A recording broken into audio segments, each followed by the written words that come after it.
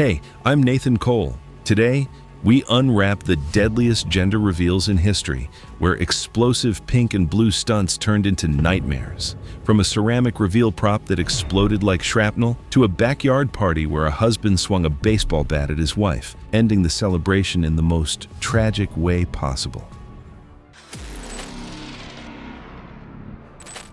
It was May 17, 2015, in Overland Park, Kansas. The evening stayed unusually warm after a humid afternoon storm, leaving the pavement damp and the air heavy across the cul-de-sac. Kids rode scooters between parked cars while folding chairs, extension cords, and party decorations slowly crowded both sides of the narrow street. Grant Cook was 33 and worked in sales for a sporting goods distributor in Overland Park. He was the kind of guy who always volunteered to run family cookouts or turned small gatherings into bigger events than they probably needed to be. His wife, Emily, was 29 and worked as a nail technician at a local salon.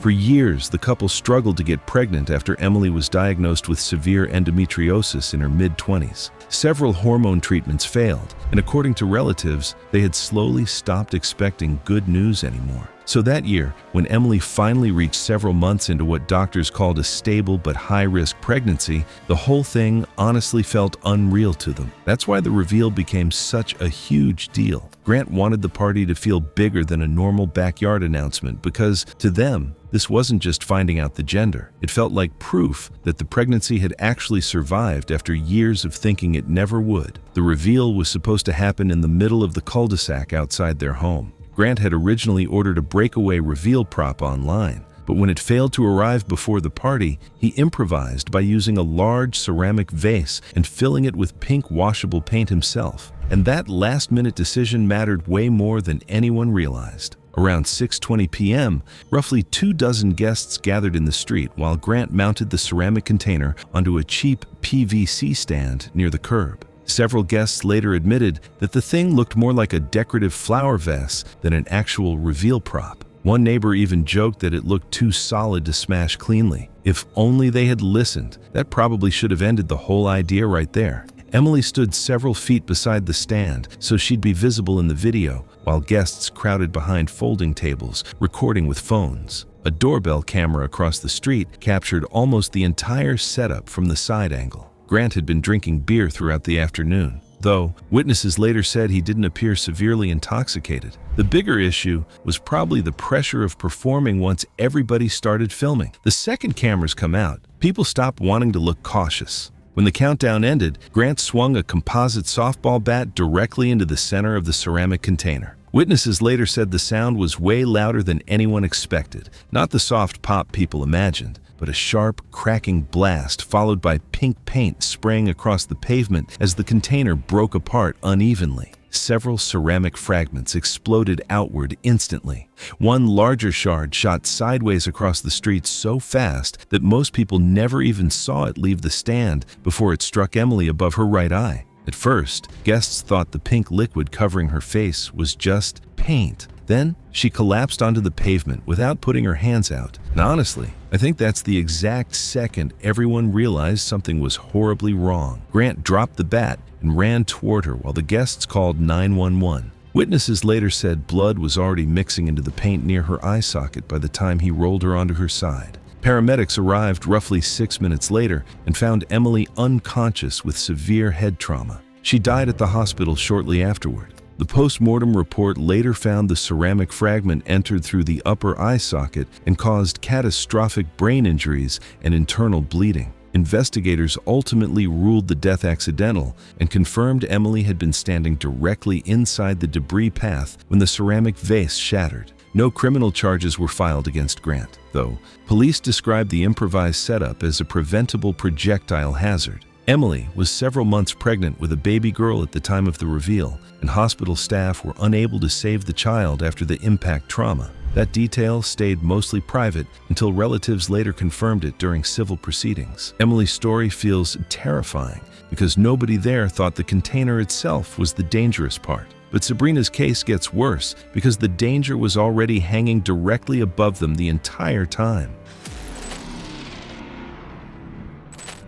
It was September 11th, 2016, in Temecula Valley, California. Early fog still sat low between the vineyards, while temperatures climbed quickly under a dry, late summer sky. Winds stayed light, but inconsistent, enough for nearby balloon crews to keep rechecking burner lines and basket stability before sunrise launches. By 2016, Sabrina Holt was 34 and working as a pediatric hospice nurse in Orange County, while her husband Kyle managed a small travel page reviewing resorts and scenic spots around California. Sabrina was already nearly 5 months pregnant, and according to relatives, the pregnancy had been completely unexpected after years of assuming they would never have children. So when the pregnancy finally happened, Kyle became obsessed with making the reveal feel unforgettable. To them, this wasn't just another announcement. It felt like the payoff to an entire decade of disappointment, appointments, and failed calls from fertility clinics. That's what led to the hot air balloon idea. Kyle believed the footage could finally help their page attract sponsorships and larger audiences online. And honestly, the wild part is that Temecula sunrise balloon flights already look cinematic enough without adding anything extra. Shortly before sunrise, the balloon lifted off alongside several other tourist flights from a vineyard launch field outside Temecula. Family members stayed below filming, while a drone operator tracked the ascent from the ground. Inside the basket were several pink helium balloons tied with long, glitter-covered ribbons. FAA investigators later confirmed the pilot specifically warned the couple before takeoff not to release anything near the burner assembly. At first, everything looked completely normal. Drone footage later reviewed by investigators showed Sabrina smiling while Kyle adjusted the cameras around the basket. The balloon drifted slowly above the vineyards as sunlight spread across the valley floor, and from the ground, probably looked like the perfect reveal shot they had imagined for years. Then the pilot triggered another burner cycle just as Sabrina released the balloons. Most of them floated safely away from the basket, but one balloon hesitated for a second, almost hovering above them before drifting upward toward the burner frame instead. Investigators later slowed the footage frame by frame and concluded that part of one ribbon passed directly through the open flame. The ignition was immediate. A sudden flash erupted above Sabrina's shoulder before burning ribbon fragments and melted plastic dropped back into the basket. Witnesses on the ground later said they heard screaming almost instantly. Flames spread across Sabrina's upper clothing while Kyle grabbed a blanket and desperately tried to smother the fire. At the same time, the pilot cut the burner and started an emergency descent toward the vineyard below. During the rapid descent, the balloon basket struck uneven ground hard enough to bounce and drag sideways across a dirt service path. Investigators later said Sabrina, already disoriented from the burns and panic, lost her footing during the impact. Her upper body slammed against the metal edge of the basket before she was partially thrown out as the basket tipped sideways and scraped across the ground. Ground crews later found Sabrina pinned beneath part of the collapsed basket structure near the vineyard road. A maintenance worker called 911 at 6:14 that morning after witnessing the crash landing from a nearby service path. Paramedics arrived about 11 minutes later, but Sabrina had already died from catastrophic blunt force injuries to her chest and head. The coroner also documented severe burns across her upper body. FAA investigators later concluded the incident began when decorative ribbons ignited near the active burner system during flight. Witnesses below later described seeing burning strips of pink ribbon and melted balloon fragments scattered across the vineyard road beneath the descent path. The pilot's certification was temporarily suspended while regulators reviewed onboard celebration safety policies. What happened to Sabrina honestly feels like a situation that spiraled out of control in seconds. Maya's story is worse because the warning signs were sitting there the whole night, and people still kept filming anyway.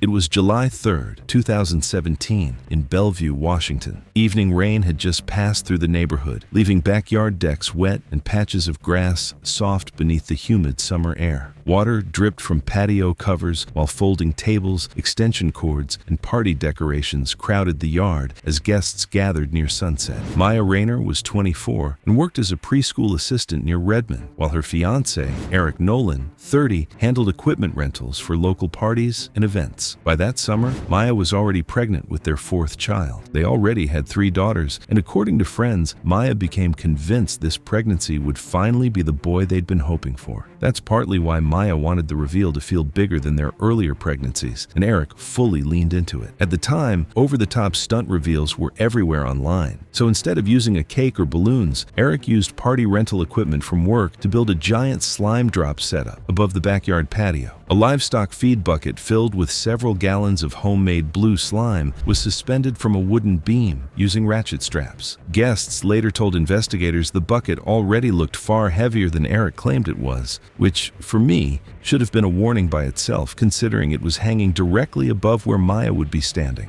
Several people also noticed one side of the wooden support frame shifting slightly whenever the bucket swayed. Rainwater still covered sections of the polished stone patio, and leftover slime from earlier test runs had already made the area near the drain slippery.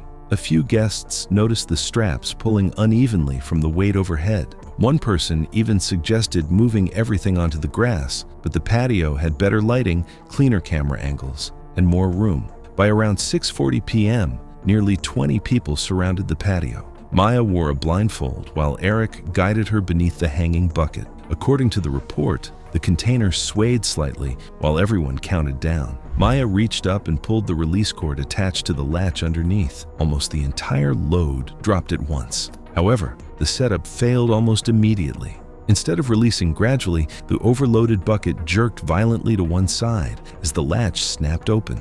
Several gallons of thick blue slime crashed downward at once while one of the supporting ratchet straps tore loose from the beam. Witnesses later said the heavy bucket swung sideways like a pendulum directly toward Maya. She slipped trying to step backward on the slime-covered patio, but before she could regain her footing, the edge of the swinging feed bucket slammed hard into her lower back and side with enough force to knock her into the stone border surrounding the patio.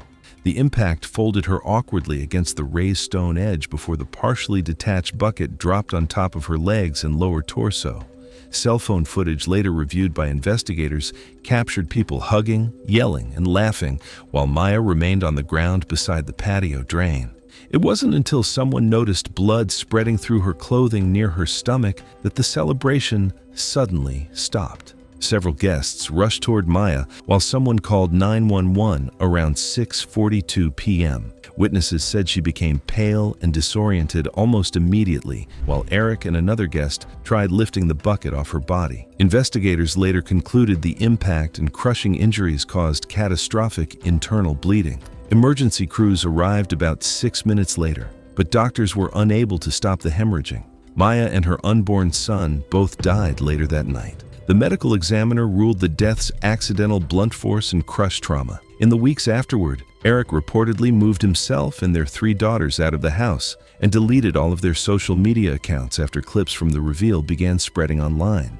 And the detail people kept talking about afterward was how traces of blue paint from the reveal were still visible in the patio grout days after the accident, even after multiple cleanings. Maya's death was truly breaking, but this next case hits differently because even the car itself was practically warning him to stop before the crash happened. And after researching these cases, it's kind of wild how many of them started with somebody trying to make the moment look better on camera. So if you're still watching, hit subscribe because these stories somehow keep getting worse. It was October 28, 2018. At Ebisu Circuit in Fukushima Prefecture, Japan. Cold mountain air had already started settling over the track by sunset, while thin fog drifted near the barriers. Earlier drifting runs left layers of tire smoke and rubber dust across the pavement as temperatures kept dropping fast after dark. Noah Vance was 26 and had spent years slowly building a small online following, restoring old Japanese drift cars in Oregon before finally saving enough money to film at famous circuits in Japan.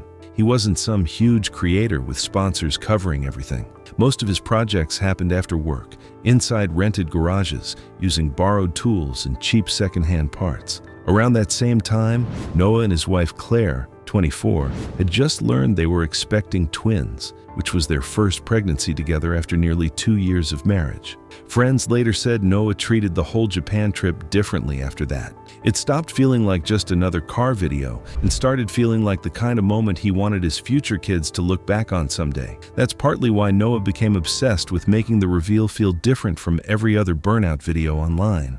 For the reveal, he modified a pair of worn rear drift tires by cutting grooves into the tread and packing hardened pink dye capsules inside so the smoke would turn pink during drifts. Honestly, it probably sounded clever at first. The problem was that drift tires already take extreme abuse, and cutting into the tread only made them weaker once heat started building inside the rubber. By late afternoon, the private filming session had already gone longer than planned. Earlier runs barely showed any pink smoke on camera, and according to people at the track, Noah started getting frustrated trying to make the effect look stronger. Chase car footage, later reviewed by investigators, showed noticeable vibration coming from the rear wheels during transitions between corners. Track staff near pit lane also noticed strips of rubber beginning to peel from the tire edges. As temperatures dropped after sunset, grip levels became less predictable, while the tires kept trapping heat internally from repeated drifting. Staff warned Noah about a visible wobble from the left rear tire and recommended ending the session before the final laps. He stayed on track anyway after making quick tire pressure adjustments near the paddock. Around 6:40 p.m., Noah entered the outer section of the circuit for another filming pass, while a chase car followed behind recording. Telemetry later showed he entered the corner sequence faster than earlier runs. Almost immediately, the rear end stepped wider than normal. The footage shows Noah making sharper and sharper steering corrections as the car drifted closer toward the outer barrier. Then, the left rear tire failed. Track footage captured chunks of tread exploding outward, while uneven pink smoke sprayed behind the car. Once the tread separated, the exposed tire carcass started slapping violently against the wheel well, damaging suspension parts almost instantly. At that point, the car was basically uncontrollable. Witnesses later said the vehicle snapped sideways far faster than a normal drift spin. The rear slammed into the tire wall first, before the front struck the barrier at an angle. The impact crushed the driver's side footwell inward and shoved metal deep into Noah's legs and pelvis. Track marshals reached the car in under a minute and found him conscious but unable to move his legs. Emergency crews arrived several minutes later and stabilized him beside the track before arranging helicopter transport to a trauma hospital. He died later that night from internal bleeding, chest trauma, and multiple fractures that damaged major blood vessels near his pelvis. The post-mortem report later confirmed extensive blunt force injuries consistent with a high-speed side impact. Investigators also found evidence that the modified tire had overheated internally before the ESAM. Tread separated. Pieces recovered from the track still contained hardened pink dye packed into the grooves Noah had cut earlier. Noah kept pushing for one more perfect shot even after the car started falling apart underneath him. And honestly, Dana's story has that same problem where the video suddenly mattered more than basic safety. It was April 22, 2014 in Peoria, Arizona. Afternoon temperatures pushed close to 100 degrees as heat rose off the packed dirt at Sunrise Mountain Little League Complex. Sweat built fast under the dry desert air, while guests crowded behind the backstop filming with phones, and a videographer adjusted slow-motion cameras near first base. 27-year-old Dana Keller spent most weekdays working long pharmacy shifts. On weekends, she coached middle school softball and was known for being unusually patient with nervous kids during games. Her husband, Ryan Keller, had played Division II college baseball before recurring shoulder injuries ended any real chance of playing professionally. According to friends, that part of his life never fully left him. He still played in adult leagues around Phoenix, kept old game footage saved on his laptop, and talked about baseball the way some people talk about unfinished dreams. Around that same time, Dana was already several months into what relatives later described as an emotionally exhausting pregnancy. The couple had suffered a miscarriage the year before, and according to family members, Dana spent most of the early pregnancy terrified something would go wrong again. So once doctors finally told them the pregnancy looked stable, Ryan became obsessed with turning the gender reveal into something memorable instead of doing a quiet announcement at home. That's why the reveal centered entirely around baseball. Instead of using a lightweight novelty bat, Ryan brought one of his actual Maplewood bats from his adult league equipment bag. He wanted the reveal footage to look real. A full swing, powder exploding into the outfield, slow-motion cameras capturing the exact moment they found out if they were having a boy or a girl. A videographer had been hired to film dramatic slow-motion footage while guests crowded behind the backstop, recording with phones. Witnesses later told investigators Ryan seemed unusually focused on making the swing look powerful on camera. The heat that afternoon was brutal. Sweat built almost immediately under the Arizona sun, and glitter from decorations had spread across coolers, benches, and parts of the dugout while guests were setting up. Witnesses later said some of Ryan's practice swings already looked unstable near the end. One guest even joked that he should wipe down the bat handle first. Ryan laughed and kept going. Dana stood a few feet in front of home plate while guests raised phones behind the fence. The reveal ball was packed with colored powder, and Ryan planned to drive it into the outfield for the video. Footage later showed Dana tossing the ball underhand toward him while smiling toward the cameras. And for a second, it looked exactly like every harmless gender reveal clip online. Then, Ryan swung. He rotated hard, almost like he was taking a real batting practice cut instead of doing a party stunt. Midway through the swing, the bat slipped completely out of his hands. Witnesses later described seeing the bat spin upward before curving sideways directly toward Dana. The barrel struck the side of her head near the temple with enough force that several guests compared the sound to a baseball hitting solid wood.